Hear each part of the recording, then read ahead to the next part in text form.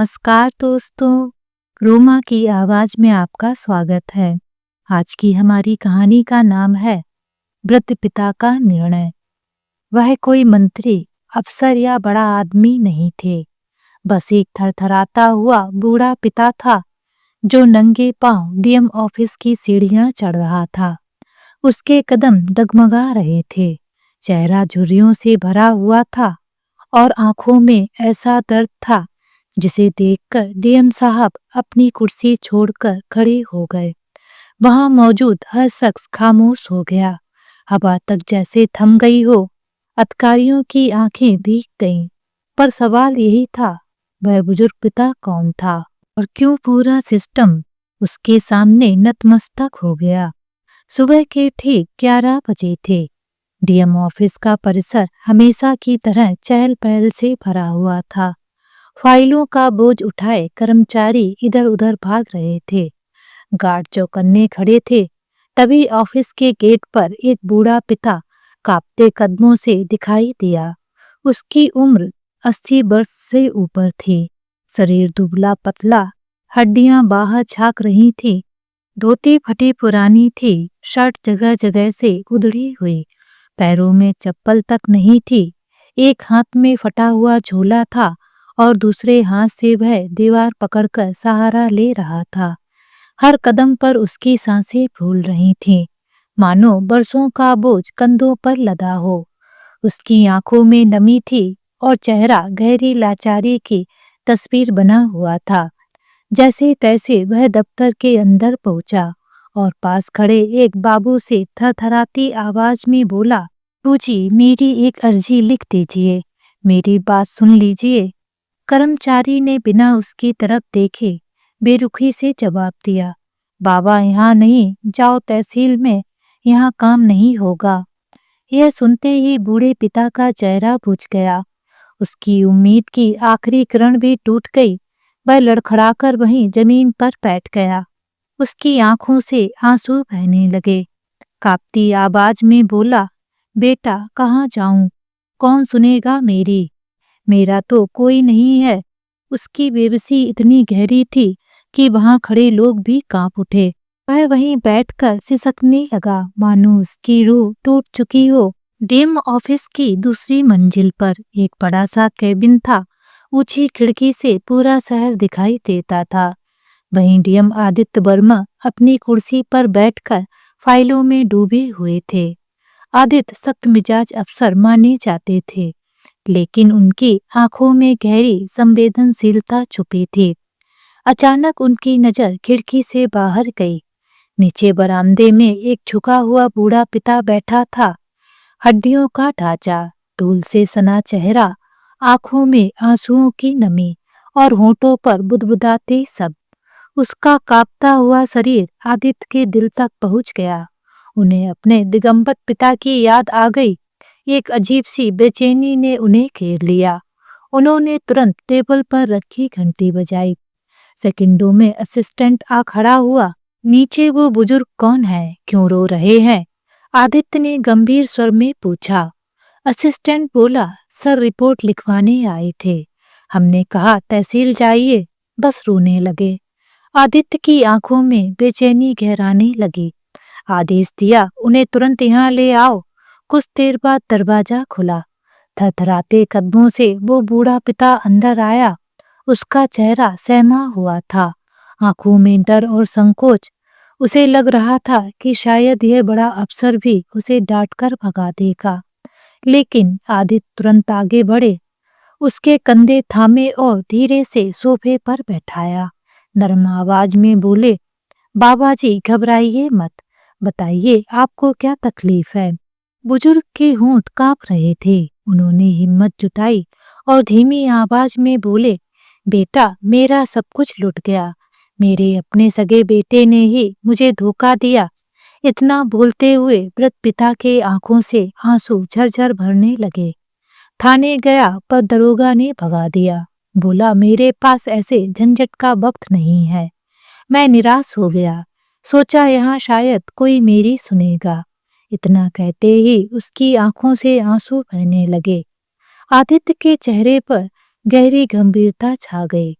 उन्हें उस दरोगा पर गुस्सा आया जिसने एक असहाय पिता की मदद तक नहीं की, लेकिन उन्होंने खुद को संभाला और धीरे से पूछा, बाबा जी, आपकी पत्नी कहाँ है? बुजुर्ग की आंखें और उदास हो गईं। बेटा, वह तो मुझे छोड़कर सालों पहले ही चली गई। अच्छा होता कि मैं भी उसके साथ चला जाता, तो मुझे यह दिन ना देखना पड़ता।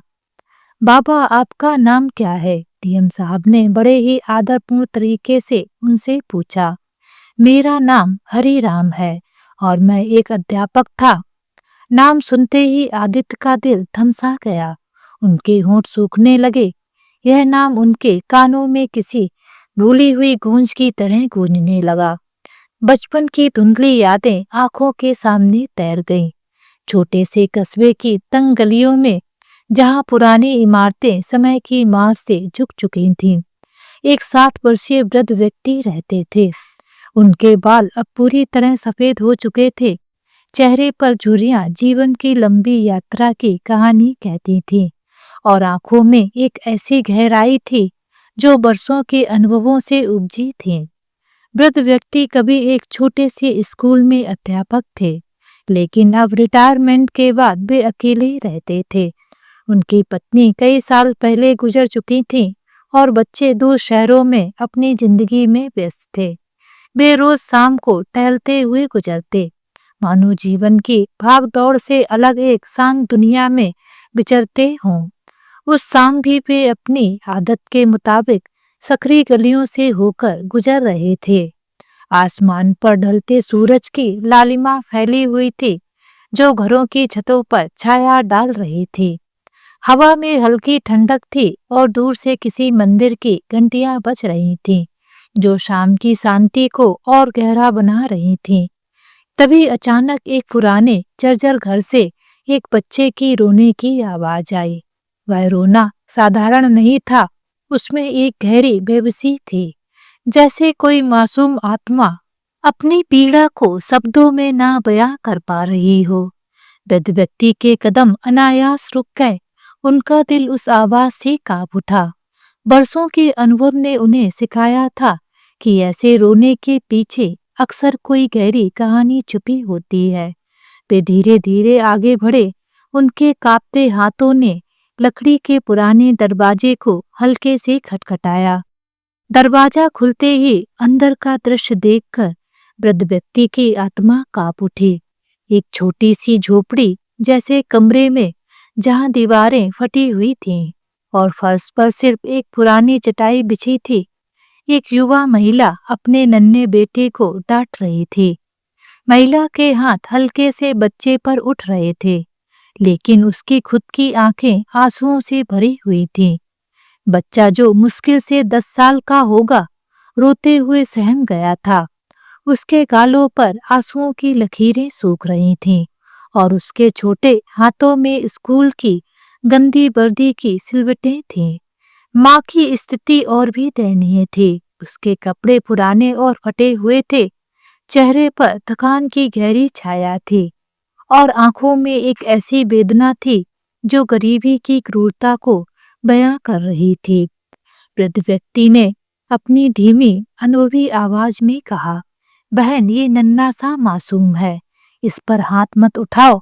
देखो, तुम्हारे अपने आंसू ही गवाही दे रहे हैं कि यह सजा तुम्हारे दिल को भी उतना ही दर्द दे रही है जितना इस बच्चे को।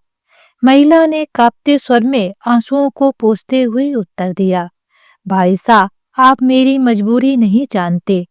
इसके पिता 2 साल पहले एक दुर्घटना में चले गए। अब मैं अकेली हूँ। सुबह से शाम तक दूसरों के घरों में झाड़ू पोछा बर्तन मांजकर किसी तरह 2 जून की रोटी जुटाती हूँ। इसकी स्कूल की फीस, किताबें सब मैं ही संभालती हूँ, लेकिन यह लड़का रोज स्कूल देर से जाता है। रास्ते में दोस्तों के साथ खेलने लगता है, वर्दी गंदी करके लौटता है। मुझे डर है कि अगर अब सख्ती ना की तो इसका भविष्य अंधकार में डूब जाएगा। मेरे पास ना समय है कि इसे बार बार समझाऊं, ना ही ताकत है कि हर रोज इसके साथ बैठूं। गरीबी ने हमें इतना जकड़ लिया है कि छोटी छोटी बातें भी पहाड़ सी लगती हैं। वृद्ध व्यक्ति का हृदय और भारी हो गया। उन्होंने माँ को सांत्वना दी, बहन, जीवन की ये लड़ाई आसान नहीं, लेकिन प्यार से जीती जाती है। फिर बच्चे के सिर पर स्नेह से हाथ फेरा, उसके आंसुओं को पोंछा और धीरे से घर से निकल आए। बाहर आकर वे ठहर गए, उनकी आंखें नम हो गईं। गरीबी की यह तस्वीर उन्होंने पहले भी देखी थी, लेकिन हर बार यह उनके दिल को नई तरह से छलनी कर देती थी। दिन बीतते गए, वृद्ध व्यक्ति की जिंदगी अपनी रफ्तार से चल रही थी, लेकिन उस शाम की घटना उनके मन में कहीं गहरे बस गई थी। एक सुबह वे सब्जी मंडी गए, जहां हलचल भरी थी। दुकानदारों की पुकारें, खरीदारों की भीड़ और हवा में ताजी सब्जियों की महक। वे कुछ सब्जियां खरीदने में व्यस्त थे, तभी उनकी नजर उसी छोटे लड़के पर पड़ी। लड़का, जिसका नाम आदित्य था, एक पुरानी झोली लिए मंडी के हर कोने में दौड़ दौड़ कर घूम रहा था। वह जमीन पर गिरी हुई सब्जियां बटोर रहा था, कभी एक सड़ा हुआ टमाटर, कभी टूटा हुआ आलू, कभी मुरझाई हुई हरी मिर्च। उसके चेहरे पर पसीना था, लेकिन आंखों में एक चमक थी, जैसे वह कोई अनमोल खजाना इकट्ठा कर रहा हो। उसके पैरों में फटे हुए जूते थे, जो हर कदम पर चरमराते थे, और तन पर वही गंदी स्कूल वर्दी, जो जगह जगह से फटी हुई थी। कुछ देर बाद रोहन ने सड़क किनारे एक पुरानी चादर बिछाई। उसने अपनी बटोरी हुई सब्जियों को सजाया। हालांकि वे ताजी नहीं थीं, लेकिन उसने उन्हें साफ करके रखा था। फिर ऊंची मासूम आवाज में पुकारने लगा, लो सब्जी ले लो, सस्ती सब्जी ले लो, 1 रुपए में 2 टमाटर। उसके चेहरे पर धूल जमी थी, लेकिन उसकी आंखों में उम्मीद की एक छोटी सी लौ जल रही थी, जैसे गरीबी के अंधेरे में भी कोई किरण टिमटिमा रही हो। तभी एक बड़ा दुकानदार आया, जिसकी दुकान पास ही थी। उसे यह छोटा सा ठेला पसंद नहीं आया, शायद उसके कारोबार में बाधा लग रही थी। उसने झल्लाकर एक जोरदार लात मारी, सब्जियां सड़क पर बिखर गईं, कुछ गाड़ियों के नीचे कुचल गईं। रोहन को भी धक्का देकर गिरा दिया। बच्चा दर्द से तड़प उठा, उसके घुटने छिल गए, लेकिन उसकी जुबान से एक शब्द नहीं निकला। वह चुपचाप आंसू पोंछते हुए फिर सब्जियां समेटने लगा। उसकी छोटी उंगलियां कांप रही थीं, लेकिन उसने हार नहीं मानी। थोड़ी दूर जाकर उसने फिर चादर बिछाई। इस बार किस्मत ने साथ दिया। जिस दुकान के सामने वह बैठा, वहां का दुकानदार दयालु था। उसने कुछ नहीं कहा, बल्कि मुस्कुराकर देखा। रोहन की सब्जियां जल्दी बिक गईं, क्योंकि दाम बहुत कम थे और कुछ लोग उसकी मासूमियत पर तरस खाकर खरीद लेते थे। हाथ में कुछ सिक्के आ गए। वृद्ध व्यक्ति ने चुपके चुपके उसका पीछा किया। आदित्य पैसे लेकर एक पुरानी कपड़े की दुकान पर पहुंचा। वहां उसने एक पुराना स्कूल बैग खरीदा, जो शायद किसी ने इस्तेमाल किया हुआ था, और उसे पीठ पर डालकर स्कूल की ओर चल पड़ा। लेकिन मंडी से स्कूल का रास्ता लंबा था, और वह पहले ही देर कर चुका था। स्कूल पहुंचते पहुंचते 1 घंटा हो गया। क्लास में दाखिल होते ही अध्यापक गुस्से से लाल हो गए। उन्होंने डांटते हुए छड़ी उठाई और कई बार कर दिए। आदित्य बिना विरोध किए मार खाता रहा। उसके होंठ कांप रहे थे, लेकिन वह चुप रहा, मानो यह उसका रोज का भाग्य हो।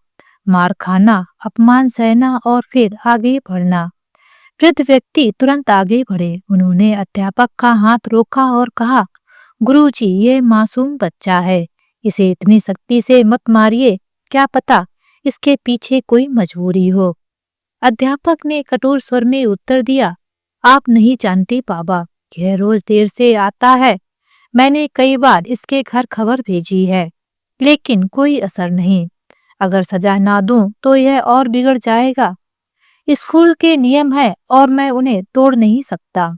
वृद्ध व्यक्ति ने उनसे मोबाइल नंबर लिया और भारी मन से लौट आए। रात भर वे बेचैन रहे। रोहन का मासूम चेहरा, उसका मौन संघर्ष, उसकी आंखों में छिपी पीड़ा, सब उनकी आंखों के सामने घूमता रहा। उन्होंने सोचा, गरीबी कितनी क्रूर है, यह न सिर्फ पेट की भूख बढ़ाती है बल्कि बच्चों की मासूमियत को भी चुरा लेती है।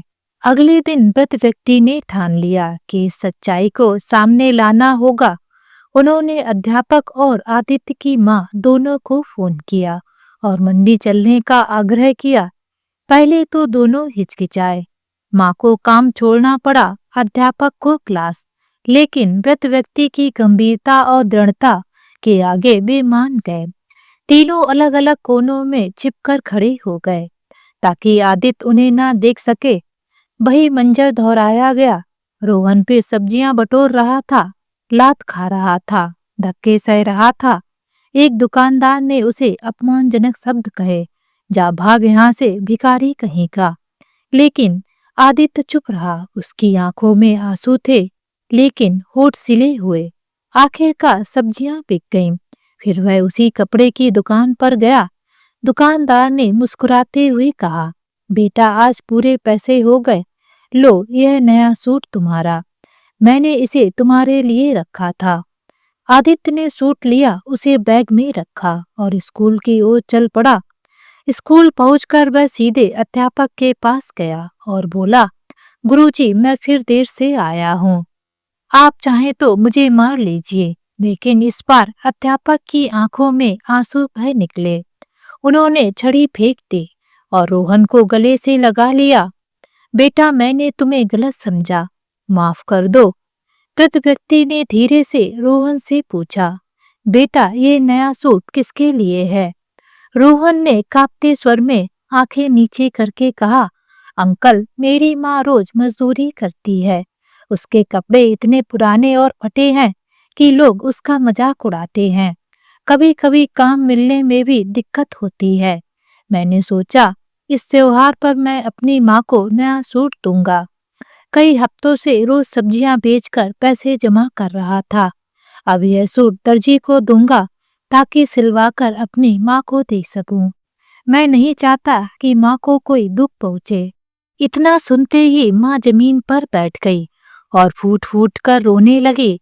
हे भगवान, मैं इसे नालायक समझती थी, गुस्से में मारती थी, लेकिन यह तो मेरे लिए अपनी खुशियां कुर्बान कर रहा था। मैंने कभी नहीं सोचा कि मेरी वजह से यह इतना सह रहा है। मुझे माफ कर देना बेटा। अध्यापक की आंखों से भी आंसू बह निकले। उन्होंने आदित्य के सिर पर हाथ रखा और कहा, बेटा अब तुम्हें कोई नहीं मारेगा, मैं खुद तुम्हारी मदद करूंगा, तुम्हारी पढ़ाई का खर्च उठाऊंगा और अगर जरूरत पड़ी तो तुम्हें घर पर पढ़ाऊंगा। वृद्ध व्यक्ति की आंखें भी भीग चुकी थीं। उन्होंने गहरी सांस ली और सोचा, गरीबी सिर्फ पेट की भूख नहीं है, यह बच्चों के सपनों को कुचलती है, उनकी मासूमियत को चुराती है। एक बच्चा अपनी माँ के लिए नया कपड़ा दिलाने के चक्कर में रोज मार खाए, अपमान सहे, इससे बड़ा इंसानियत का सबक और क्या होगा। हमें अपने आसपास की इन छोटी छोटी जिंदगियों को देखना चाहिए, उनके दर्द को महसूस करना चाहिए। उन्होंने मन ही मन प्रण लिया कि अपनी बची हुई जिंदगी में वे ऐसे ही मासूम चेहरों की मदद करेंगे, क्योंकि यही असली इंसानियत है, दूसरों के दर्द को अपना बनाना। अतीत की यह घटना याद करते हुए डीएम साहब की आंखों से आंसू बह निकले। तभी वृद्ध व्यक्ति की आवाज सुनकर डीएम साहब अपने यादों के भंवर से बाहर आए। डीएम साहब के कुछ बोलने से पहले ही वह वृद्ध व्यक्ति डीएम आदित्य को अपनी सारी बात बताने लगे और वह अपने अतीत में खो जाते हैं। उस दिन सुबह का समय था। सूरज की पहली किरणें धीरे धीरे शांति धाम वृद्धा आश्रम के आंगन को सुनहरा रंग दे रही थीं। हल्की ठंडी हवा में पेड़ों की पत्तियां सरसराहट कर रही थीं और कहीं दूर से मंदिर की घंटियों की मधुर आवाज हवा में तैर रही थी। लेकिन इस शांत और सुकून भरे माहौल में भी हरिराम जी का मन अशांत था।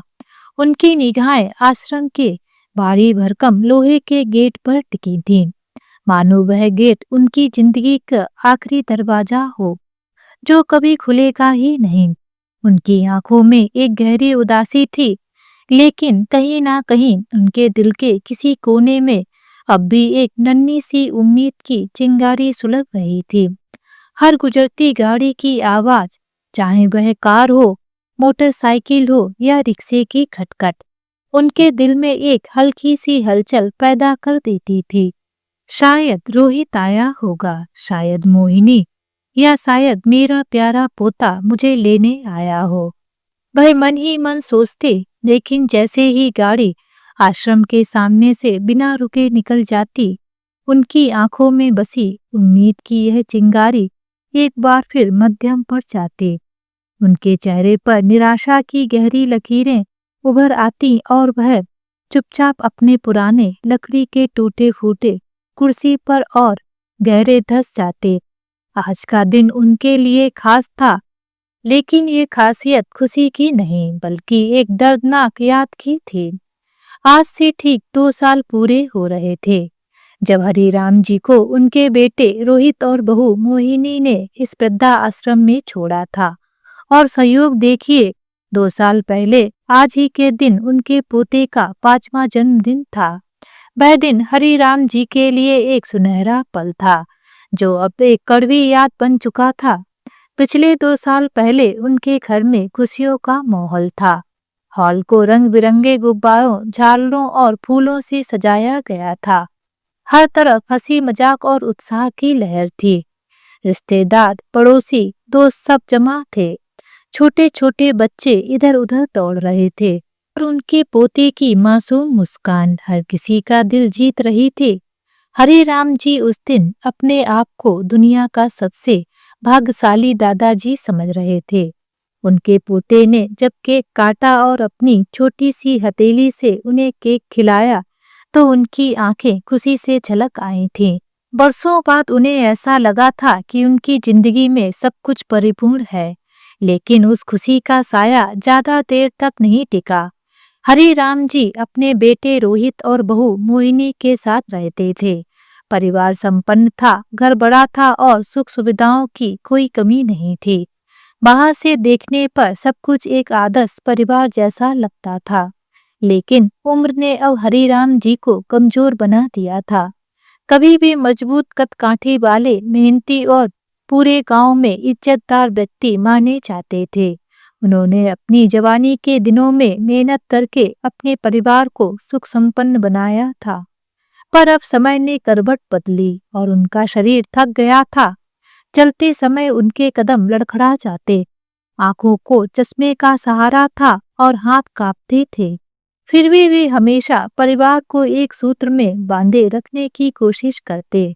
घर की एक अच्छी परंपरा थी कि रोज शाम को पूरा परिवार एक साथ टेबल पर बैठकर भोजन करता था। यही समय हरिराम जी के लिए सबसे खास होता, क्योंकि उस पल उन्हें लगता कि परिवार अब भी एक साथ है। एक शाम रोज की तरह सब खाने बैठे। रोहित दफ्तर से लौटा था और थका हारा होने के कारण जल्दी जल्दी खाने में लग गया। मोहिनी ने भी प्लेट सजाई और पास ही उनका बेटा बैठ गया। हरिराम जी भी पास की कुर्सी पर आकर धीरे धीरे थाली उठाने लगे, लेकिन उनकी कमजोर हथेलियां कांप गईं और थाली डगमगाकर थोड़ी दाल टेबल पर गिर गई। यह देखकर मोहिनी ने घृणा भरी नजर से उनकी ओर देखा। रोहित ने भी असहज होकर सांस खींची और बिना कुछ कहे चुपचाप खाने में लग गया। बेचारे हरिराम जी ने कुछ नहीं कहा। उन्होंने कांपते हाथों से जैसे तैसे खाना शुरू किया, लेकिन कभी निवाला कपड़ों पर गिर जाता, कभी थोड़ा सा चावल नीचे फर्श पर। मोहिनी से आखिर सहा नहीं गया। वह चिढ़ते हुए बोली, हे भगवान, कितनी गंदी तरह से खाते हैं। मन करता है इनकी थाली टेबल से हटाकर किसी कोने में लगवा दूं। रोहित ने पत्नी की ओर देखा और सिर हिलाते हुए जैसे उसकी बात मान ली। हरिराम जी ने सब सुन लिया, परंतु उन्होंने कुछ नहीं कहा। उनकी डबडबाई आंखें सब बयां कर रही थीं। वे चुपचाप थाली की ओर देखते रहे। अगले दिन मोहिनी ने टेबल के कोने में एक छोटी चौकी पर हरिराम जी की थाली लगा दी। अब उन्हें वहीं बैठकर खाना खाना पड़ता था। उनकी आंखों में आंसू तैर आए, पर बेटे और बहू के सामने उन्होंने खुद को संभाल लिया। उनका पोता यह सब चुपचाप देख रहा था। उस दिन भी जब हरिराम जी कांपते हाथों से खाना खाने लगे और निवाला कभी इधर तो कभी उधर गिरा, उनका पोता अपनी प्लेट छोड़कर लगातार उनकी तरफ देखता रहा। मोहिनी ने पूछा, क्या हुआ बेटा, तुम दादाजी की तरफ क्यों देख रहे हो? खाना क्यों नहीं खा रहे? बच्चा मासूमियत से बोला, माँ मैं सीख रहा हूँ कि जब आप और पापा बूढ़े होंगे तो मैं भी आपको ऐसे ही कोने में बैठाकर खाना खिलाऊंगा। यह सुनते ही रोहित और मोहिनी के चेहरे उतर गए। बच्चे की मासूमियत ने उन्हें आईना दिखा दिया था। रोहित तुरंत उठकर अपने पिता हरिराम जी के पास गया, उन्हें सहारा देकर कहा, लेकिन यह सब वह नाटक कर रहा था, क्योंकि वह अपने छोटे से बेटे के सामने खुद को गलत नहीं साबित करना चाहता था। पिताजी, आप मेरे साथ टेबल पर बैठेंगे, आपके बिना ये टेबल अधूरी है। मोहिनी भी भागकर पानी का ग्लास लाई और आंखों में आंसू भरकर बोली, पिताजी मुझसे बहुत बड़ी गलती हो गई, अब कभी ऐसा नहीं होगा। लेकिन यह सब मोहिनी की एक चाल थी, जिसको हरिराम जी समझ नहीं पा रहे थे। हरिराम जी ने आंसुओं से भीगी आंखों से बेटे और बहू को देखा, कुछ बोले नहीं, बस हल्की सी मुस्कान दी और चुपचाप टेबल पर आकर बैठ गए। जन्मदिन के कुछ ही दिन बाद रोहित और मोहिनी ने अफ्रीका घूमने का प्लान बनाया। हरिराम जी को याद आया वह दिन जब रोहित ने उनके सामने बैठकर बड़े ही बनावटी प्यार और चिंता भरे लहजे में कहा था, पिताजी हम लोग 1 महीने के लिए अफ्रीका जा रहे हैं। अब आप घर पर अकेले कैसे रहेंगे? आपकी देखभाल कौन करेगा? अगर आपको कुछ हो गया तो? हरिराम जी ने चुपचाप अपने बेटे की बातें सुनी थीं। उनके मन में एक अजीब सी बेचैनी थी, लेकिन उन्होंने कुछ नहीं कहा। रोहित ने आगे कहा, पिताजी बस 1 महीने की तो बात है, आप शांति धाम वृद्धा आश्रम में रह लीजिए, वहाँ आपके हम उम्र लोग होंगे, आप बातें करेंगे, समय अच्छा बीतेगा, हम लौटते ही आपको घर ले आएंगे।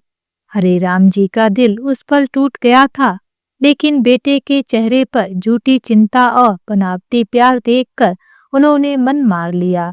ठीक है, उन्होंने सोचा, बच्चे जरा दुनिया देख ले, लौट कर आएंगे तो मुझे अपने साथ ले ही लेंगे। उस उम्मीद के साथ उन्होंने आश्रम में कदम रखा, यह सोचकर कि यह बस एक अस्थायी ठहराव है। लेकिन वह 1 महीना कभी खत्म ही नहीं हुआ। रोहित और मोहिनी अफ्रीका से लौट आए, लेकिन हरिराम जी को लेने कभी नहीं आए। पहले हफ्ते हरिराम जी ने धैर्य रखा। हर दिन वह आश्रम के गेट पर बैठकर इंतजार करते। हर गुजरती गाड़ी की आवाज उनके दिल को बेचैन कर देती। फिर एक दिन हिम्मत जुटाकर उन्होंने रोहित को फोन किया, अरे पिताजी, हम तो लौट आए, लेकिन घर की मरम्मत का काम शुरू करवा दिया है। रोहित ने दूसरी तरफ से कहा, आप तो जानते हैं दीवारों में सीलन और दरारें कितनी बढ़ गई थीं। धूल मिट्टी में आपको तकलीफ होगी, बस काम पूरा हो जाए, फिर हम आपको इज्जत के साथ घर ले आएंगे। हरिराम जी ने बेटे की बात पर भरोसा कर लिया। ठीक है, उन्होंने सोचा, मरम्मत का काम हो जाने दो, फिर सब ठीक हो जाएगा। लेकिन वह मरम्मत का काम महीनों तक खिंचता गया। 3 महीने बीत गए, फिर 6 महीने, और अब तो पूरा 1 साल होने को आया। हर बार जब हरिराम जी फोन करते, उन्हें एक नया बहाना सुनने को मिलता। कभी बजट की दिक्कत, कभी मिस्त्री नहीं आया, कभी काम अभी अधूरा है। आश्रम के दूसरे बुजुर्ग साथी उन्हें बार बार समझाते, हरिराम भाई, अब तुम्हें सच स्वीकार कर लेना चाहिए, ये सब बहाने हैं। रोहित और मोहिनी तुम्हें लेने नहीं आएंगे। शुरू शुरू में हरिराम जी इन बातों पर गुस्सा हो जाते। नहीं, मेरा रोहित ऐसा नहीं है, वो मेरा बेटा है, मेरे बिना नहीं रह सकता। वह अपने बेटे का बचाव करते, अपनी उम्मीद को मजबूती से थामे रखते, लेकिन समय के साथ साथ वह उम्मीद रेत की तरह उनके हाथों से फिसलती गई। हर फोन कॉल, हर बहाना, हर खाली वादा उनके दिल में एक नई चोट छोड़ता गया। अब उनके मन ने मान लिया था, कोई उन्हें लेने नहीं आएगा। अब हर सुबह गेट पर बैठना हरिराम जी की जिंदगी का हिस्सा बन चुका था। यह इंतजार अब उम्मीद से ज्यादा एक आदत थी। वह लोहे का गेट जो कभी उनके लिए एक नई शुरुआत का प्रतीक था, अब उनके जीवन का एक कठोर सत्य बन चुका था। भारी, बंद और उनकी दुनिया को हमेशा के लिए बाहर से काट देने वाला। हरिराम जी की आंखें अब भी गेट की ओर टिकी रहती थीं, लेकिन अब उनमें वह पहले जैसी चमक नहीं थी। उनकी नजरें खाली थीं, जैसे वह गेट को नहीं, बल्कि अपनी जिंदगी के खोए हुए पलों को देख रही हों। वह सोचते, क्या गलती थी मेरी? मैंने तो अपने बेटे के लिए सब कुछ किया। उसकी पढ़ाई, उसकी शादी, उसका घर, सब कुछ मैंने ही तो संभाला। फिर क्यों आज मैं यहाँ हूँ?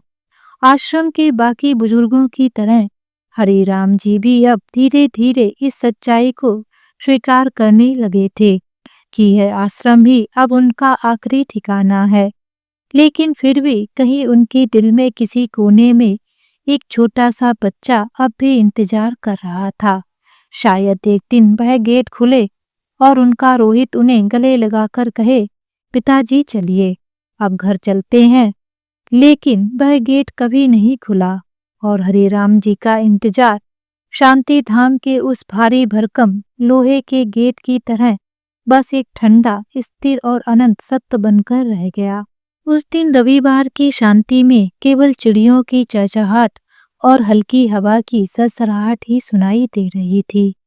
लेकिन इस शांत माहौल में हरिराम जी का मन एक तूफान की तरह उथल-पुथल मचा रहा था।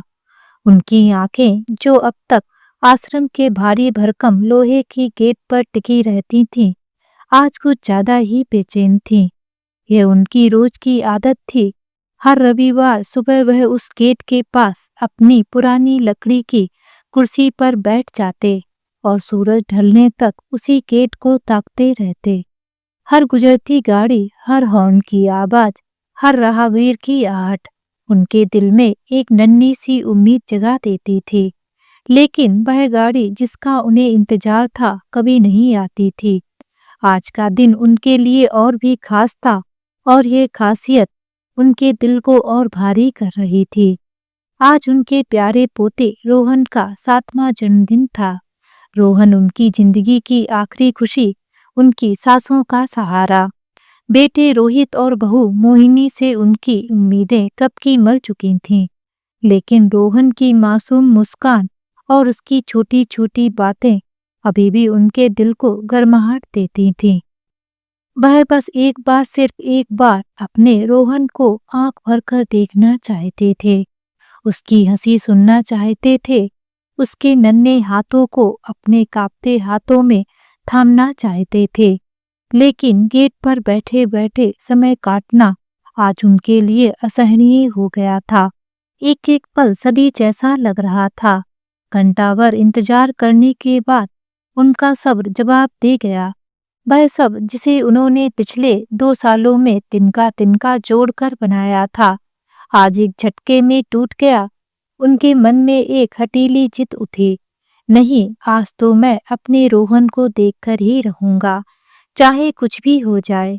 हरिराम जी यह अच्छी तरह जानते थे कि अगर वह अपनी असली पहचान के साथ खर गए तो शायद बहू मोहिनी का तिरस्कार झेलना पड़े। रोहित भी कोई नया बहाना बनाकर उन्हें दरवाजे से ही लौटा देगा।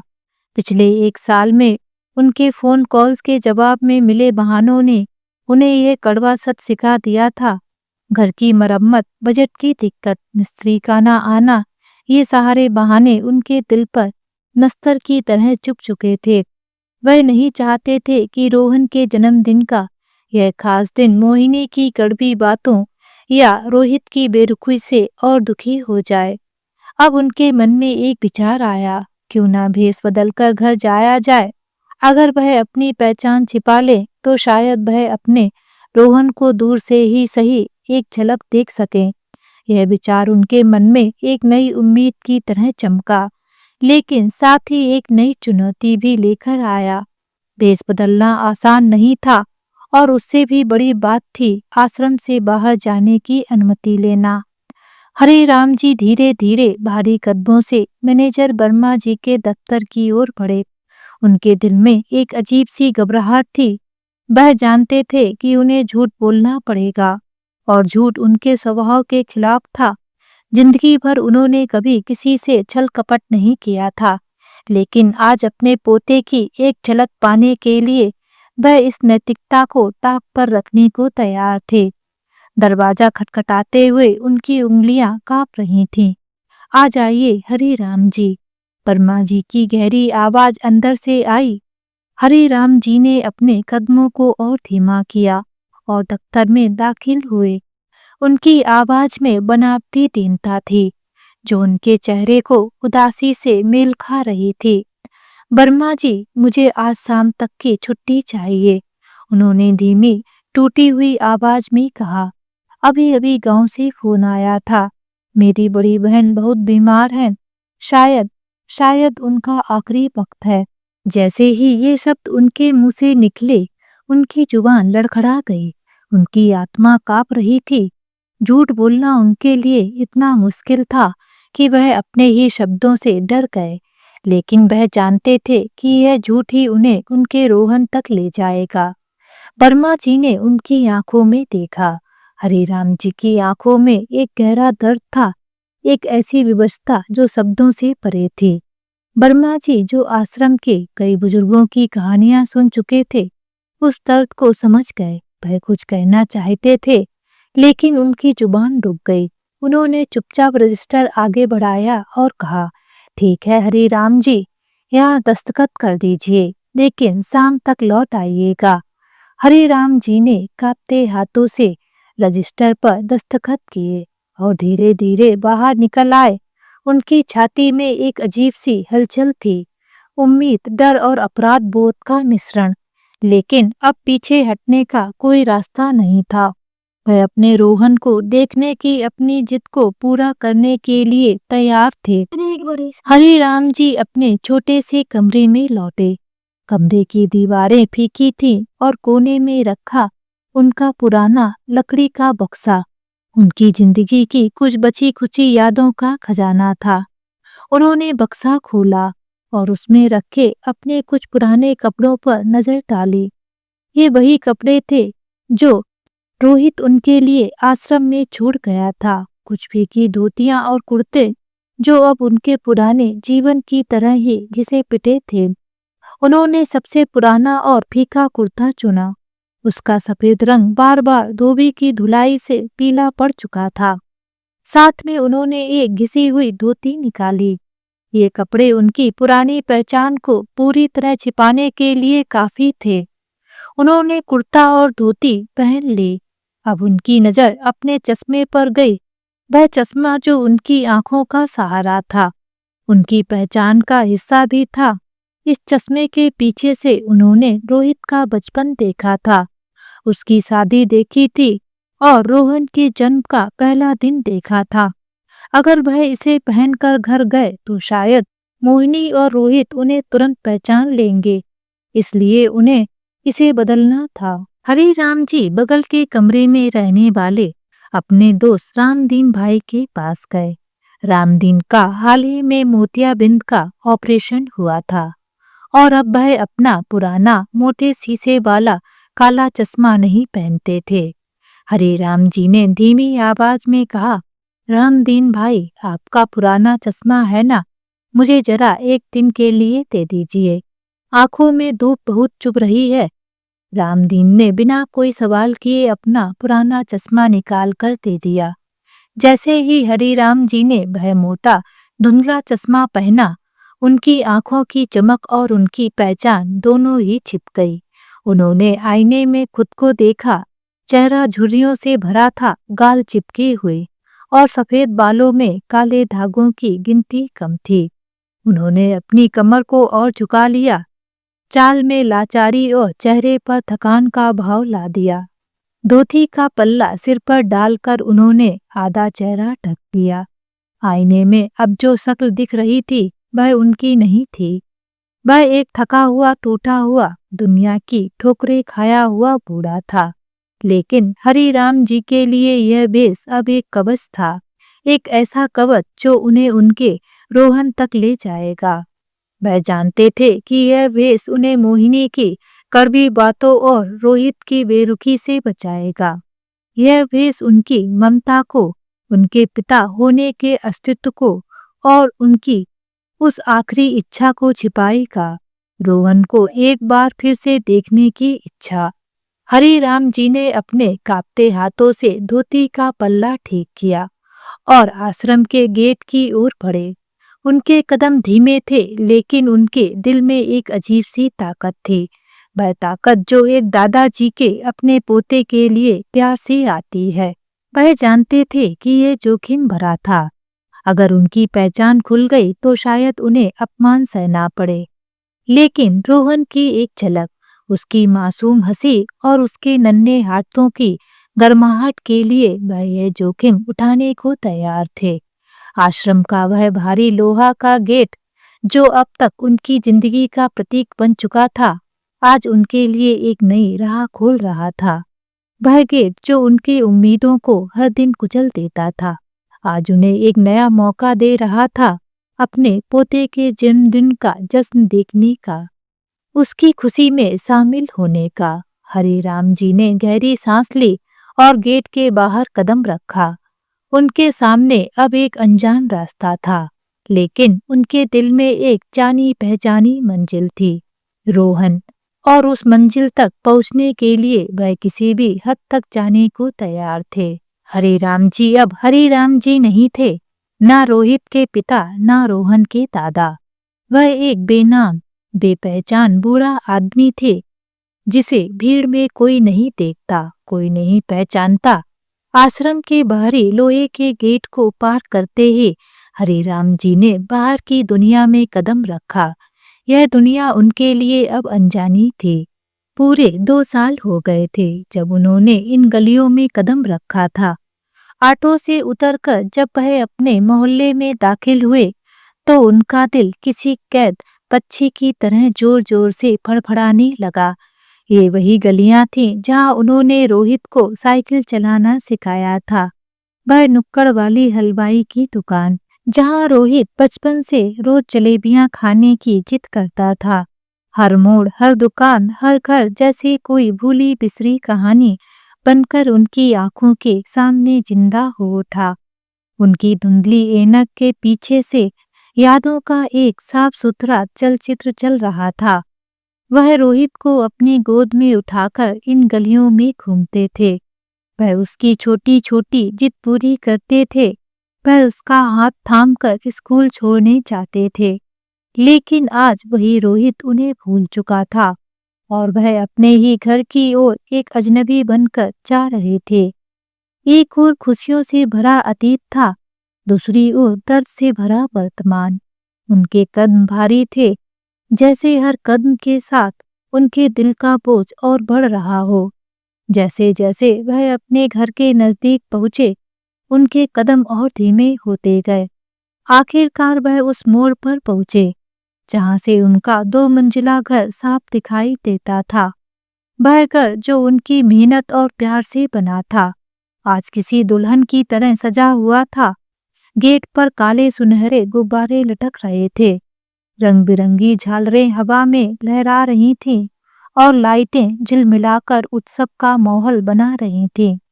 आज रोहन का 7वां जन्मदिन था और घर में जश्न की रौनक थी, लेकिन हरिराम जी उस जश्न में एक बिन बुलाए मेहमान की तरह जाने वाले थे। गेट के बाहर खड़ा वह पुराना पीपल का पेड़, जिसके नीचे वह बरसों अपने दोस्तों के साथ गप्पे लड़ाया करते थे, आज मानो उनका साहस छीन रहा था। उनका दिल कांप रहा था, किस बहाने से अंदर जाऊं? अगर मोहिनी ने पहचान लिया तो, अगर रोहित ने कुछ अपमानजनक कहा तो, ये सवाल उनके दिमाग में तूफान की तरह घूम रहे थे। वह अपने ही घर की दहलीज पर खड़े होकर डर रहे थे, उसी घर की जिसे उन्होंने अपने खून पसीने से बनाया था। तभी उनकी नजर घर की काम वाली बाई ललिता पर पड़ी, जो दरवाजे की ओर बढ़ रही थी। उसने घंटी बजाई। थोड़ी देर बाद दरवाजा खुला और सामने मोहिनी खड़ी थी।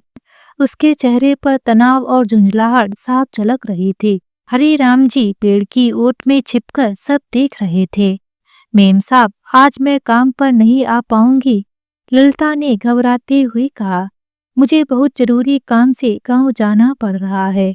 मोहिनी का चेहरा गुस्से से तमतमा उठा। तुझे आज ही सारे जरूरी काम याद आ रहे हैं? घर मेहमानों से भरा होगा और तू छुट्टी मांग रही है। उसकी आवाज में खींच साफ सुनाई दे रही थी। ललिता ने हाथ जोड़कर कहा, मेम साहब बहुत जरूरी है, वरना मैं कभी छुट्टी ना लेती। आज आप किसी और को बुला लीजिए। किसी और को कहाँ से लाऊं अभी? मोहिनी ने झल्लाते हुए कहा। फिर जैसे उसे कोई तरकीब सूझी हो, वह बोली, अगर तू नहीं आ सकती तो अपने सास या ससुर को भेज दे। मुझे आज किसी भी हालत में काम वाली चाहिए। यह सुनकर हरिराम जी के कान सुन्न पड़ गए। उनके दिल में एक तेज कसक उठी। कितना अजीब खेल था किस्मत का। जिस घर में वह एक पिता और दादा के रूप में जाने की हिम्मत नहीं जुटा पा रहे थे, उसी घर में एक नौकर के रूप में जगह मिलने वाली थी। यह मौका था, लेकिन यह मौका उनके स्वाभिमान पर एक भारी चोट भी था। हरिराम जी का स्वाभिमान उन्हें पीछे खींचने लगा। नहीं, उनके मन ने कहा, यह अपमान सहकर अंदर क्यों जाऊं? आश्रम का अकेलापन भी इससे बेहतर है। मैंने अपने बेटे के लिए सब कुछ किया और आज मुझे अपने ही घर में नौकर बनकर जाना पड़े। उनकी आंखें छलक आईं, लेकिन तभी उस धुंधले चश्मे के पीछे उन्हें रोहन का मासूम मुस्कुराता चेहरा दिखाई दिया। वह चेहरा जो उनकी सारी दुनिया थी, वह हंसी जो उनके दुखों को भुला देती थी, वह नन्हा सा हाथ जो उनके कांपते हाथों को थाम लेता था। उनका दिल भर आया। ममता ने उनके टूटे हुए स्वाभिमान को समेटा और उन्हें हिम्मत दी। अगर अपने रोहन को देखने के लिए मुझे नौकर भी बनना पड़े तो मैं बनूंगा, उन्होंने मन ही मन कहा। उन्होंने अपने आंसू पोंछे और धीरे से पेड़ की ओट से बाहर निकल आए।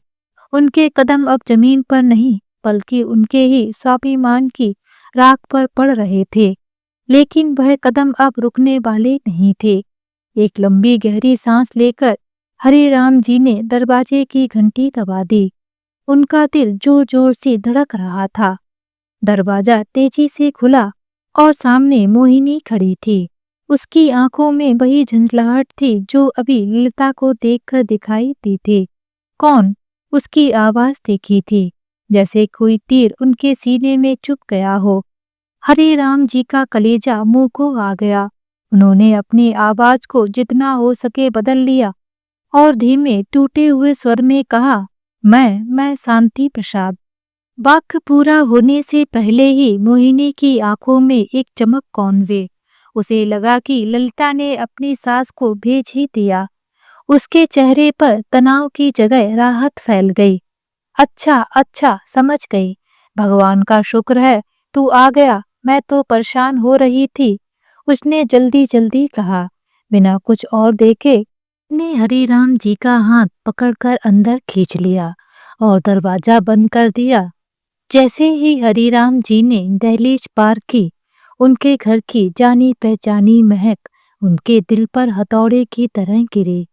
यह वही घर था जिसका हर कोना उनकी मेहनत, उनकी ममता और उनकी यादों का गवाह था।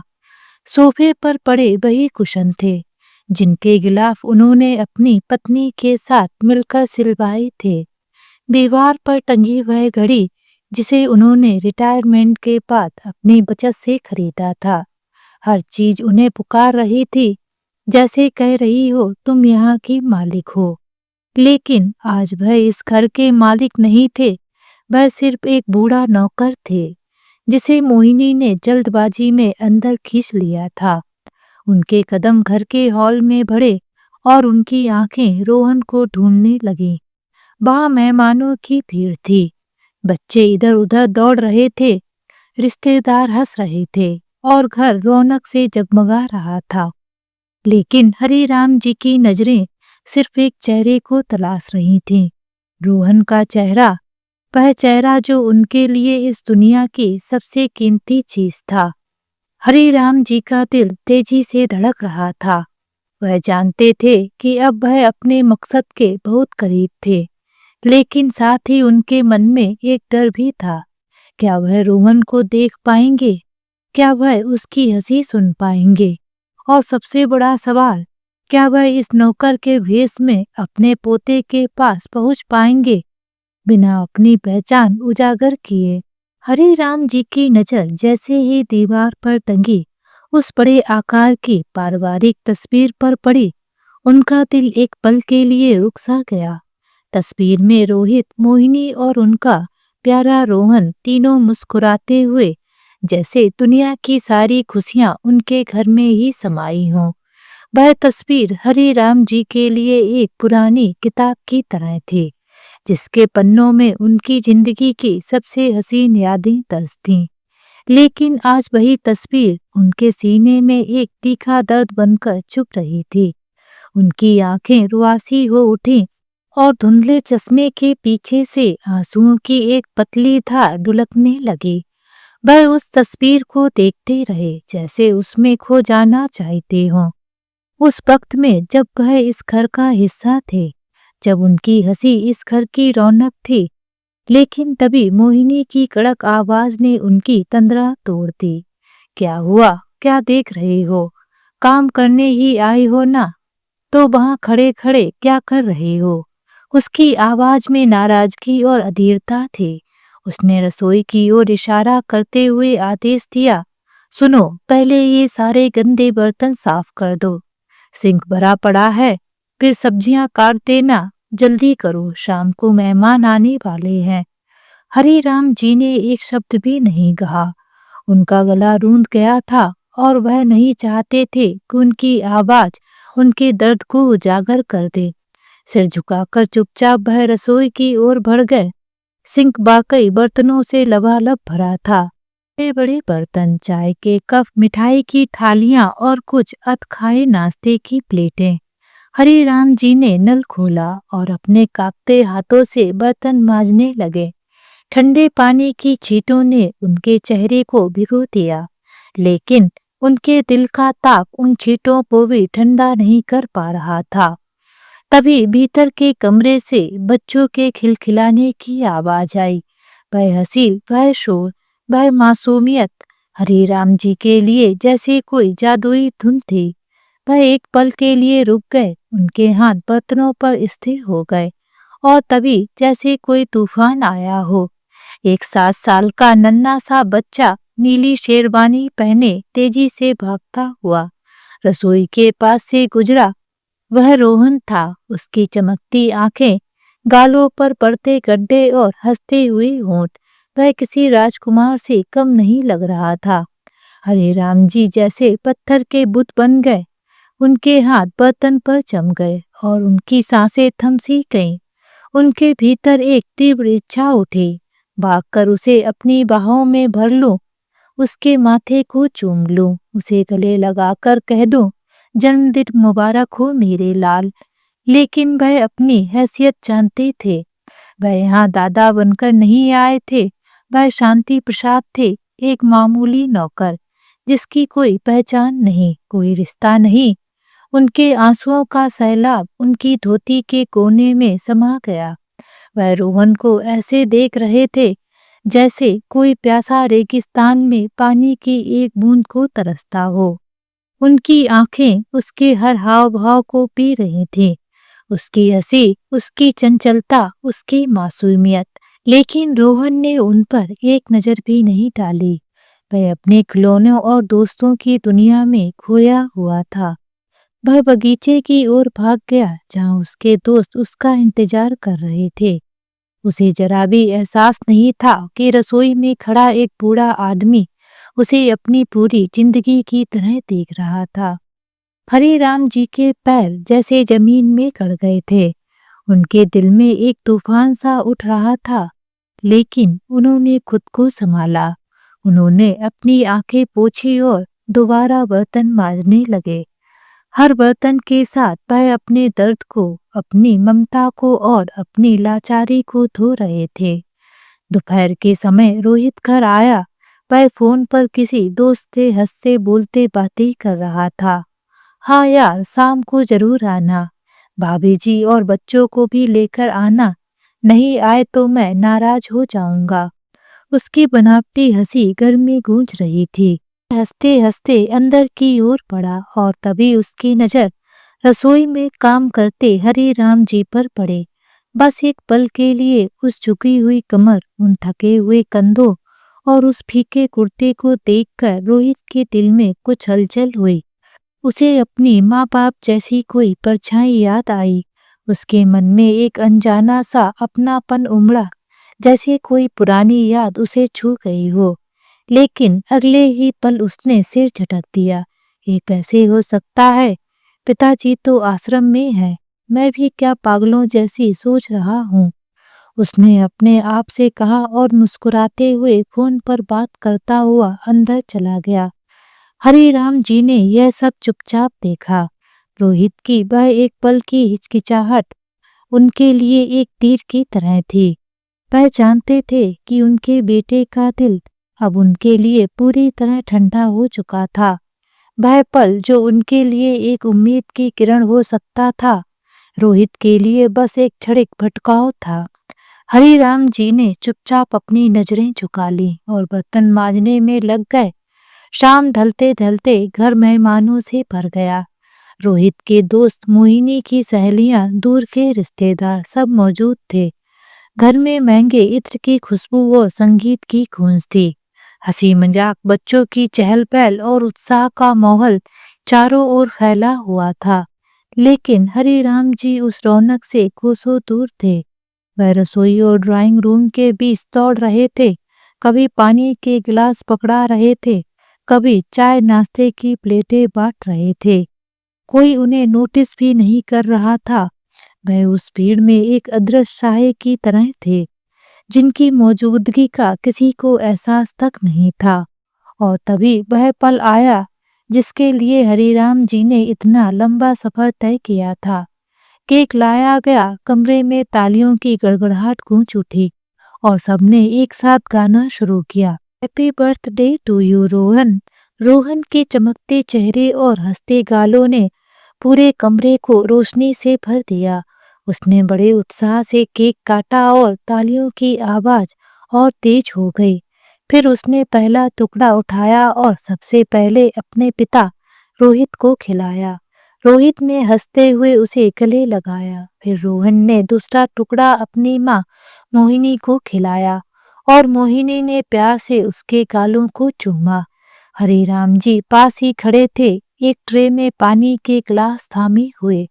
उनकी आंखें नम थीं और उनके दिल में एक गहरी कसक थी। काश रोहन मुझे भी एक टुकड़ा प्यार से अपने हाथों से खिलाता। यह ख्याल उनके मन में बार बार उठ रहा था। वह उस पल को जीना चाहते थे जब रोहन उनकी ओर दौड़कर आए, उन्हें गले लगाए और अपनी मासूम आवाज में कहे, दादाजी ये लो। लेकिन वह जानते थे कि यह सपना सिर्फ सपना ही रह जाएगा। वह यहाँ दादा नहीं, बस एक बूढ़ा काम करने वाला आदमी थे। एक ऐसा आदमी जिसका इस जश्न में कोई स्थान नहीं था। हरिराम जी ने अपनी नम आंखें पोंछी और चुपचाप ट्रे को कसकर पकड़ लिया। उनकी नजरें रोहन पर टिकी थीं, जो अब अपने दोस्तों के साथ हंस रहा था, केक खा रहा था और उपहार खोल रहा था। हरिराम जी की आंखें उसकी हर हरकत को पी रही थीं। वह उसकी हंसी को, उसकी चंचलता को, उसकी मासूमियत को अपने दिल में समेट लेना चाहते थे। यह पल उनके लिए अनमोल थे। भले ही वह इन पलों का हिस्सा नहीं बन सकते थे, लेकिन हर पल के साथ उनके दिल का बोझ बढ़ता जा रहा था। वह अपने ही घर में एक अजनबी थे। वह अपने पोते के जन्मदिन पर एक नौकर बनकर खड़े थे। वह अपने बेटे और बहू के सामने अपनी पहचान छिपाए हुए थे। यह सब उनके लिए एक भारी बोझ था, लेकिन रोहन की एक झलक ने उस बोझ को हल्का कर दिया। वह जानते थे कि यह पल उनके लिए आखिरी हो सकते हैं। शायद वह फिर कभी रोहन को इतने करीब से ना देख पाए। हरिराम जी ने एक गहरी सांस ली और अपने काम में लग गए। वह जानते थे कि जल्द ही उन्हें इस घर से वापस आश्रम लौटना होगा, लेकिन उनके दिल में रोहन की वह मुस्कान हमेशा के लिए बस गई थी। वह मुस्कान जो उनके लिए इस दुनिया की सबसे बड़ी दौलत थी। हरिराम जी कोने में खड़े थे। उनके कांपते हाथों में पानी के गिलासों से भरी ट्रे थी। उनकी आंखें रोहन पर टिकी थीं, जो अपने दोस्तों के बीच हंस रहा था, गुब्बारों और तोहफों में खोया हुआ। हरिराम जी का दिल बार बार एक ही दुआ मांग रहा था, काश रोहन एक बार मेरी तरफ देख ले, बस एक बार। लेकिन रोहन की नन्ही सी दुनिया अपनी रौनक में मस्त थी। उसे कहाँ अंदाजा था कि उसका असली दादा, जिसने प्यार से उसे पाला था, उसी के सामने एक बिन बुलाए मजदूर की तरह खड़ा है। हरिराम जी की नजरें रोहन के चमकते चेहरे पर टिकी थीं, लेकिन उनके कानों में मेहमानों की हंसी मजाक और संगीत की गूंज गूंज रही थी। वह उस जश्न का हिस्सा नहीं थे, फिर भी वह उस पल को जी रहे थे। रोहन की हर हंसी, उसकी हर हरकत उनके लिए एक अनमोल खजाना थी। वह उस खजाने को अपने दिल में समेट लेना चाहते थे, क्योंकि शायद यह उनकी आखिरी मुलाकात थी। तभी भीड़ में एक जानी पहचानी आवाज गूंजी। यह कमला आंटी की आवाज थी, ईद की बचपन की पड़ोसन, जो हरिराम जी के परिवार की पुरानी शुभचिंतक थीं। वह अपने आसपास नजरें दौड़ा रही थीं, जैसे कुछ ढूंढ रही हो। फिर अचानक उन्होंने रोहित की ओर देखकर पूछा, अरे रोहित बेटा, सब तो यहाँ है, पर तेरे पिताजी कहाँ हैं? उनके बिना तो घर का यह उत्सव अधूरा लगता है। वह तो रोहन पर जान छिड़कते थे, कहीं गए हैं क्या? यह सवाल हवा में तीर की तरह छूटा और सीधे रोहित के सीने में धस गया। हरिराम जी जो पास ही खड़े थे, यह सुनकर जैसे सांस लेना भूल गए। दिल में एक तूफान उठा। कमला आंटी का यह सवाल उनके लिए एक साथ सुख और दुख था। सुख क्योंकि कोई तो था जिसे उनकी याद थी, दुख क्योंकि वह जानते थे कि अब रोहित और मोहिनी क्या जवाब देंगे। रोहित और मोहिनी इस सवाल के लिए पहले से तैयार थे। मोहिनी ने तुरंत अपने चेहरे पर बनावटी चिंता और प्यार का मुखौटा चढ़ाया। उसने एक हल्की मुस्कान सजाते हुए कहा, क्या बताऊं कमला आंटी, पिताजी तो तीर्थ यात्रा पर गए हैं। बरसों से उनकी इच्छा थी 4 धाम करने की। हम तो कह रहे थे कि बाद में चाहिएगा, पर वे नहीं माने। रोहित ने भी तुरंत संवाद पकड़ लिया, जैसे यह सब पहले से रिहर्सल किया गया हो। उसने सिर हिलाते हुए कहा, हाँ आंटी, हमने तो बहुत समझाया कि इस उम्र में इतना कष्ट क्यों उठाना, पर पिताजी कहने लगे, बेटा तुम लोगों के लिए सारी उम्र खपा दी, अब थोड़ा पुण्य भी कमा लो, पता नहीं कब बुलावा आ जाए। अब उनकी इच्छा से बढ़कर हमारे लिए क्या हो सकता है। हमने ही सारी बुकिंग करवाई है, कुछ महीने लग ही जाएंगे उन्हें लौटने में। रोहित और मोहिनी की इस बात पर महफिल तालियों और वाहवाही से गूंज उठी। रोहित का एक दोस्त आगे बढ़ा और उसकी पीठ थपथपाते हुए बोला, यार रोहित, तू तो सचमुच आज का श्रवण कुमार है। आजकल कौन बेटा अपने बाप के लिए इतना सोचता है। सलाम है तुझे। मेहमानों की तालियां और प्रशंसा के शब्द हवा में तैरने लगे। रोहित और मोहिनी के चेहरे गर्व से दमक उठे, जैसे वे वाकई कोई महान कार्य कर रहे हों। लेकिन कोने में खड़े हरिराम जी के लिए ये सब पिघले हुए शीशे की तरह थे, जो उनके दिल और कानों में चुभ रहे थे। श्रवण कुमार, यह नाम सुनकर उनका दिल छलनी हो गया। जिस बेटे को उनकी सुध लेने की फुर्सत नहीं थी, जिसने उन्हें 2 साल पहले आश्रम में छोड़ दिया था, वही बेटा आज झूठे श्रवण कुमार का खिताब पा रहा था। हरिराम जी की आत्मा जैसे टुकड़े टुकड़े हो रही थी। वह सोच रहे थे, ये कैसा पुण्य, ये कैसी बुकिंग। मैं तो पिछले 2 साल से आश्रम के उस गेट पर तुम्हारा इंतजार कर रहा हूँ रोहित, और तुम यहाँ मेरे नाम पर झूठ की इमारत खड़ी कर रहे हो। हरिराम जी के कांपते हाथों में पानी के गिलासों से भरी ट्रे थी। श्रवण कुमार का नाम सुनते ही उनके हाथों की पकड़ ढीली पड़ गई। उनके मन में उठा तूफान अब उनके शरीर पर भी हावी होने लगा था। ट्रे का संतुलन बिगड़ गया और अगले ही क्षण एक दिल दहला देने वाली तेज आवाज के साथ गिलास जमीन पर बिखर गए।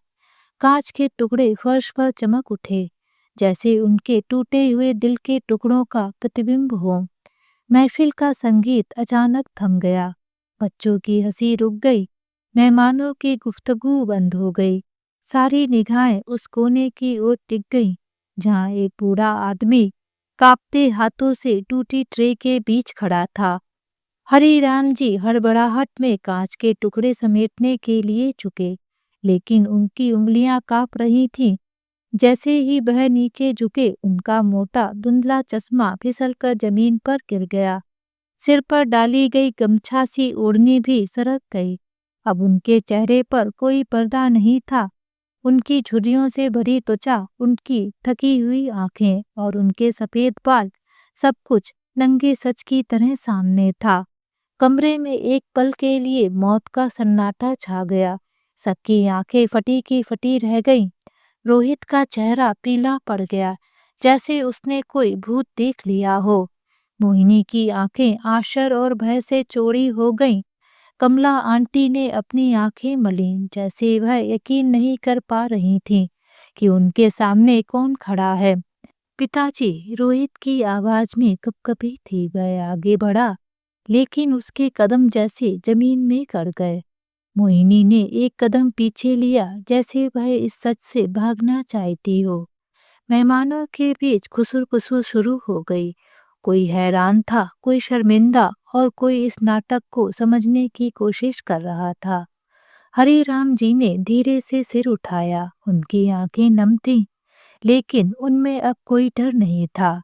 वह सच जिसे वह छिपाने आए थे, अब सबके सामने था। वह शांति प्रसाद नहीं थे, वह हरिराम जी थे, रोहित के पिता, रोहन के दादा और इस घर का असली मालिक। उनकी नजरें रोहित पर टिकी थीं और उनमें ना कोई गुस्सा था, ना कोई शिकायत, बस एक गहरी उदासी और एक अनकहा सवाल था। क्यों रोहित, मैंने तुम्हारे लिए क्या नहीं किया? फिर क्यों मुझे इस घर से बाहर कर दिया? तभी भीड़ के बीच से एक मासूम आवाज गूंजी, दादाजी। रोहन अपनी छोटी सी टांगों से दौड़ता हुआ हरिराम जी की ओर आया। उसने उनकी कमर को अपनी नन्ही बाहों से जकड़ लिया और जोर से चिल्लाया, दादाजी, आप कब आए? मुझे तो बहुत याद आई आपकी। उसकी आंखें चमक रही थीं और उसके चेहरे पर वही मासूम मुस्कान थी, जिसके लिए हरिराम जी ने यह सारा जोखिम उठाया था। हरिराम जी की आंखों से आंसुओं की धारा बह निकली। उन्होंने रोहन को अपनी बाहों में उठा लिया और उसे कसकर गले लगा लिया। मेरे लाल, मेरे रोहन, वह बुदबुदाए। उस पल में ना मेहमानों की खुसुर-पुसुर मायने रखती थी, ना रोहित की शर्मिंदगी, ना मोहिनी की बेचैनी।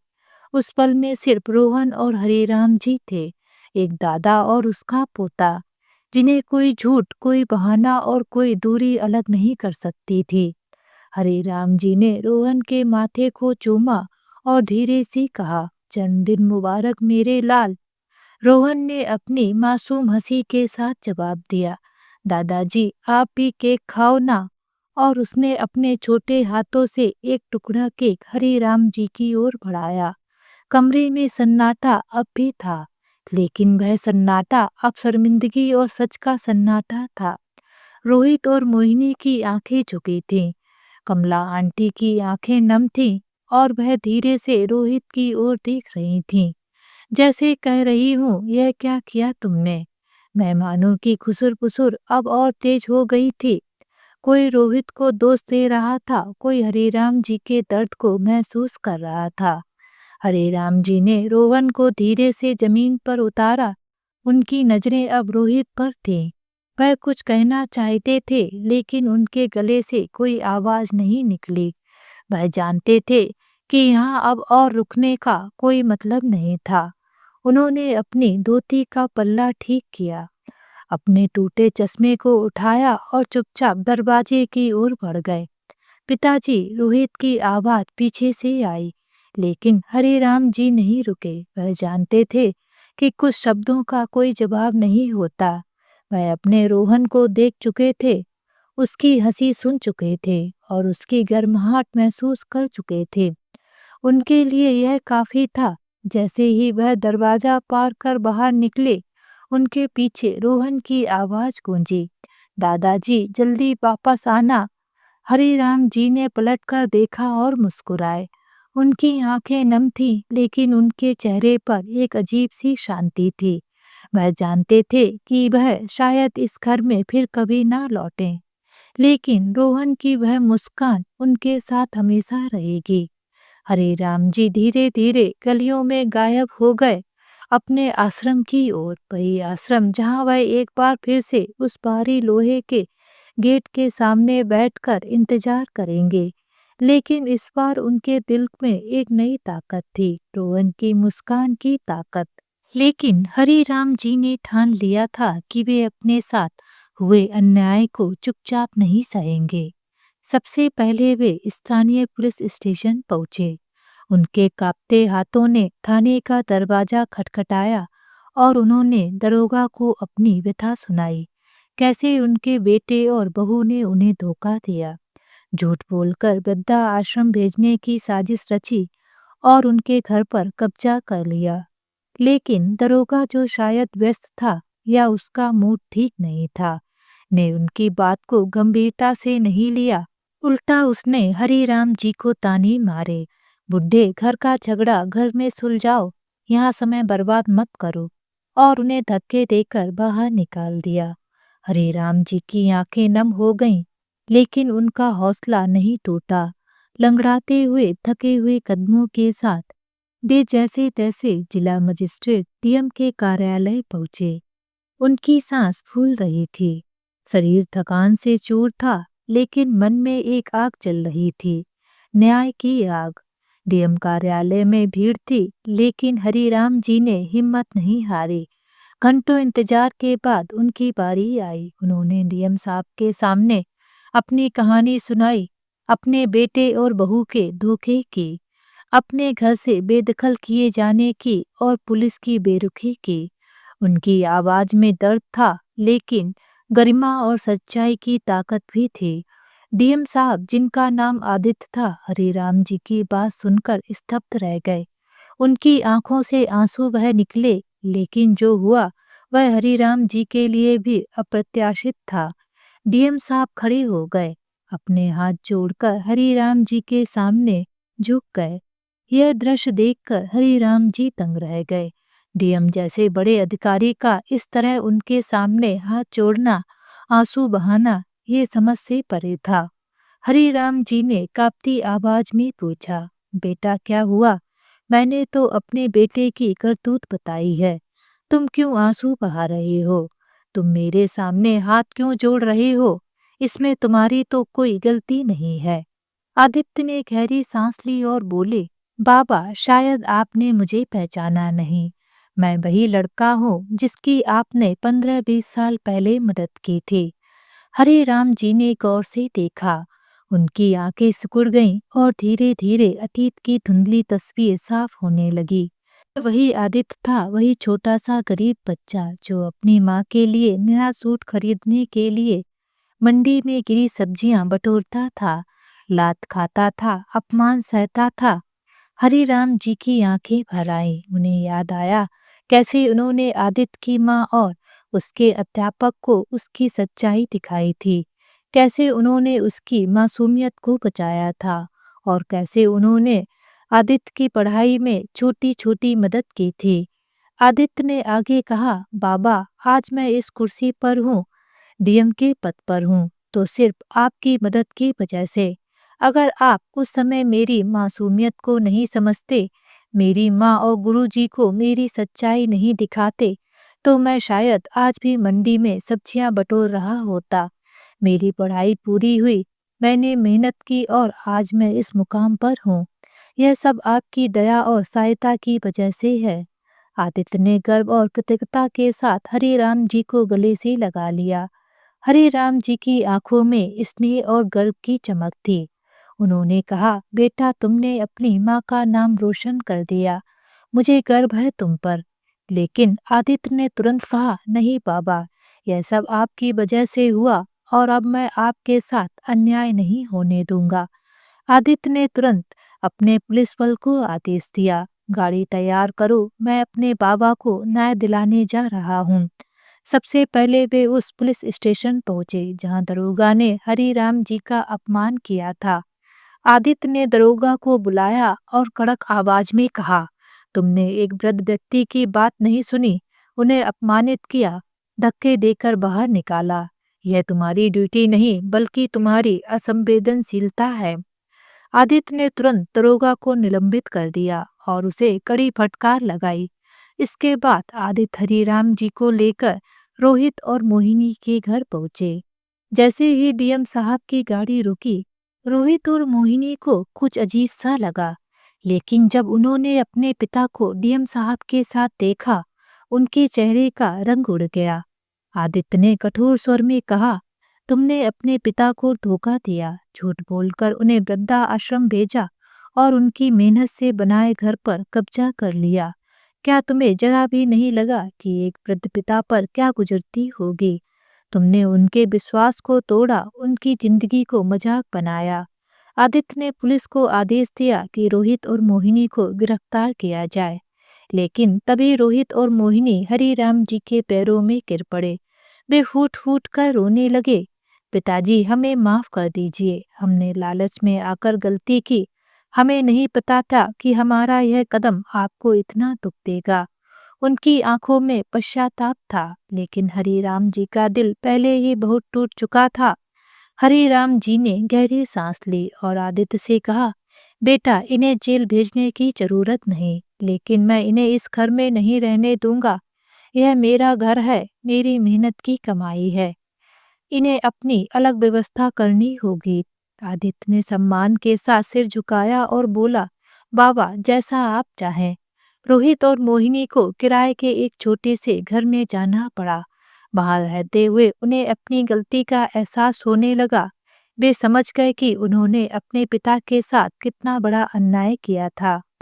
दूसरी ओर आदित्य ने हरिराम जी की जिंदगी को सुकून से भर दिया। वह अपने व्यस्त कार्यालय के काम के बाद हर शाम हरिराम जी के पास आते। उन्होंने हरिराम जी के लिए घर में हर सुख सुविधा की व्यवस्था की, नया बिस्तर, गर्म पानी, अच्छा खाना और एक नौकर जो उनकी देखभाल करता। हर रविवार को आदित्य हरिराम जी के पोते रोहन को भी हरिराम जी के पास लाते। दादा और पोता जैसे हरिराम जी और रोहन एक साथ बैठकर पुरानी बातें करते, हंसते और जीवन की छोटी छोटी खुशियां को जीते। हरिराम जी अब शांति का अनुभव कर रहे थे। वह शांति जो उनके बेटे रोहित को देनी चाहिए थी, अब आदित्य निभा रहा था। हरिराम जी की आंखों में अब दुख नहीं बल्कि एक गहरी संतुष्टि थी। वे सोचते, कर्म का चक्र कभी नहीं रुकता, जो बीज मैंने बोए वही आज मेरे सामने फल बनकर लौटे हैं। यह कहानी हमें सिखाती है कि इंसानियत और अच्छे कर्म कभी व्यर्थ नहीं जाते।